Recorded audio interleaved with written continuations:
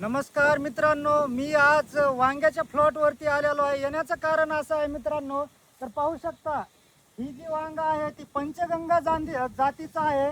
आणि व्हिडिओ बनवण्याचा मुद्दा असा आहे, शेतीमध्ये जी आहे ती सर्व आपल्या शेतकरी बांधवाला एकतरी आपण सोयाबीनचे असे कोणते पण पिकं घेतल्यामुळे एकतर शेतीमध्ये आपल्याला 3-4 महिन्याला पैसे येतो, पण ही शेतीमध्ये आपल्याला ताजा पैसा कमवायचं म्हणलं तर शेतकऱ्याला माळव्याशिवाय दुसरा पर्याय नाही.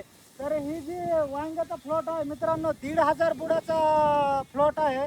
तर ही जी वांगा आहे ती आता पहिला जी आहे ती मालाचा चालू आहे मित्रांनो. कारण तर बाया पुढे या, तर पहिला जी माल चालू आहे ती 1 नंबर क्वालिटीचा, दर्जेदार क्वालिटीचा लागलेला आहे. जर माझ्या सर्व शेतकरी बांधवाला जर आपल्याला शेतीमध्ये जर प्रगती करायची असली तर काही ना काही आपण शेती केलं पाहिजे मित्रांनो. कारण तर आता जी आहे ती आम्ही जी वांग्याचा प्लॉट केला आहे, कारण तर शेतीमध्ये आपल्याला परवडत नसल्यामुळे आज ही माळव्याकडे आम्ही वळलेले आहोत.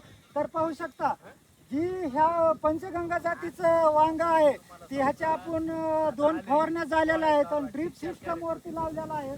आणि ह्या सरीचं अंतर जे आहे ते 7 फुटाचं आहे. कारण तर ही जी आंतरपीक जे आहे ह्याच्यामुळे हवा देखील खेळते आणि आपले झाडं जे आहे ती एकदम चांगले पोचते. त्याकरता मी आज तुमच्यापर्यंत माहिती देत आहे. आपण जर वांग्याची सरी जवळ लावली 2.5-3 फुटावर तर आपल्या वांग्याच्या झाडाला एकतर हवा खेळत नाही. त्याकरता ही असं लावलेलं आहे. तुम्हाला जर या वांग्याच्या प्लॉट विषयी जर काही वाटलं तर मला कमेंटमध्ये, आमची जर काही लावण्यामध्ये चूक झालेली असेल किंवा तुमच्याकडे काही ह्याच्याबद्दल मार्गदर्शन असेल तर आम्हाला जरूर कळवा.